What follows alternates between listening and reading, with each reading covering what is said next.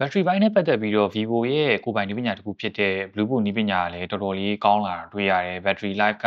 ကျွန်တော် daily usage တွေမှာဆိုတော်တော်လေး strong ဖြစ်တယ်ပြီးတော့သူ့ရဲ့အားသာချက်တွေကလည်းရှိတယ်ဆိုတော့ကိုထွန်းအနေနဲ့ Bluetooth နည်းပညာအကြောင်းလေးတစ်ချက်ပြောပြပေးပါဦး။ ကျွန်တော်တို့ရဲ့ဒါ Vivo Bluetooth ဒီ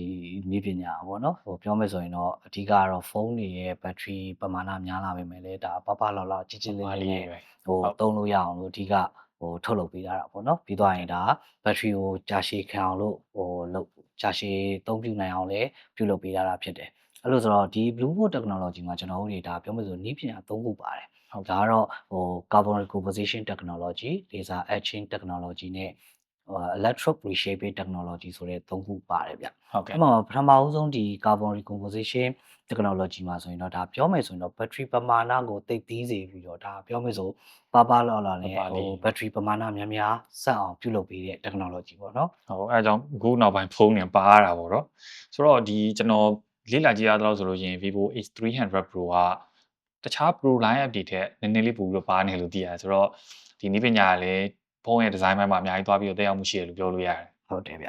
နောက်တစ်ခုကဒါ laser etching technology ပေါ့နော် laser etching technology ကတော့အဓိကတော့လျှက်စီးလမ်းကြောင်းတွေကိုထုတ်လုပ်ပေးတာပေါ့ချောချောမွေ့မွေ့မြင်မြန်ဆန်ဆန်နဲ့လိုအပ်တဲ့ပမာဏထိရောက်အောင်လို့ကျွန်တော်တို့ထုတ်လုပ်ပေးတဲ့နည်းပညာပေါ့ဒါ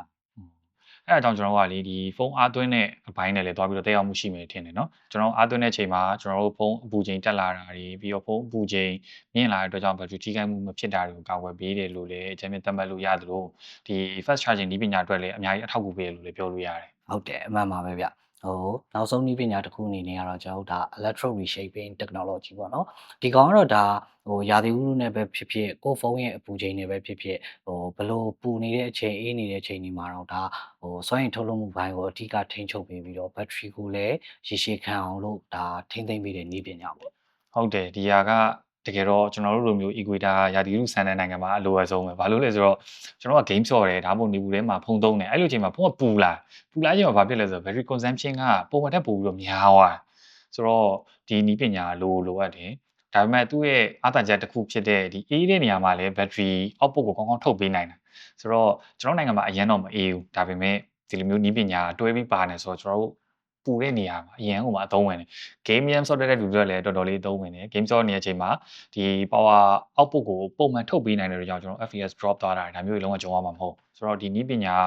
ကလူတိုင်းအတွက်အဆင်ပြေအဲ့တော့ဒါကျွန်တော်တို့ဒါ Vivo ရဲ့ဒါ Vivo battery system ဖြစ်တဲ့ Bluetooth ဒီ technology မှာပါဝင်တဲ့ကျွန်တော်တို့အသုံးပြုပေးထားတဲ့နည်းပညာတွေပေါ့နော်အဲ့တော့ဒီနည်းပညာသုံးခုကိုပေါင်းစပ်ပြီးတော့ကျွန်တော်တို့ရဲ့ battery system ကဒါပြောမယ်ဆိုရင်ပို့ပြီးတော့ power ထုတ်လုပ်မှုအားကိုလည်းပို့ပြီးတော့ကောင်းစေတယ် power consumption လည်းနည်းမယ်ပြီးသွားရင်ဖုန်းရဲ့အပူချိန်ကိုဘယ်ရာသီဥတုမျိုးပဲဖြစ်နေဖုန်းပူနေတာအေးနေတာတွေကိုစိတ်ထဲခေါင်းထဲမှာအဲ့လောက်ကြီးစိတ်ရှုပ်စရာမဖြစ်ဘဲနဲ့အေးအေးဆေးဆေးနဲ့ကိုယ့်အကိုသုံးလို့ရအောင်ဖုန်းလည်းထိခိုက်မှုမရှိစေတဲ့သုံးလို့ရတယ်ရေရှည်လဲကြာရှည် battery ကိုချိန်ကြာကြီးသုံးလို့ရမယ်ပေါ့နော်ကျွန်တော်ရဲ့ဒီ Vivo Bluetooth technology မှာဒါခုနကကျွန်တော်ရှင်းပြခဲ့တဲ့ဒီနည်းပညာသုံးခုကိုပေါင်းစပ်ပြီးထုတ်လုပ်ပေးထားတာဖြစ်တဲ့အတွက်ကျွန်တော်ရဲ့ battery တွေကဒါပမာဏများများနဲ့ဒါပုံမှန်ကြာရှည်စွာအသုံးပြုနိုင်မဲ့battery မျိုးစားပဲပေါ့နော်အဲ့လိုဆိုတော့ကျွန်တော်တို့အသုံးပြုသူ user တွေအနေနဲ့လည်းကျွန်တော်ရဲ့ Vivo ဖုန်းတွေသုံးပြီးတော့ဒီကျွန်တော်ရဲ့ battery system ကြောင့် battery ကြောင့်စိတ်ညစ်ရတာလုံးဝမရှိဘဲနဲ့အားလုံးအဆင်ပြေပြေနဲ့သုံးလို့ရမယ်လို့မျှော်လင့်မိပါတယ်ဗျ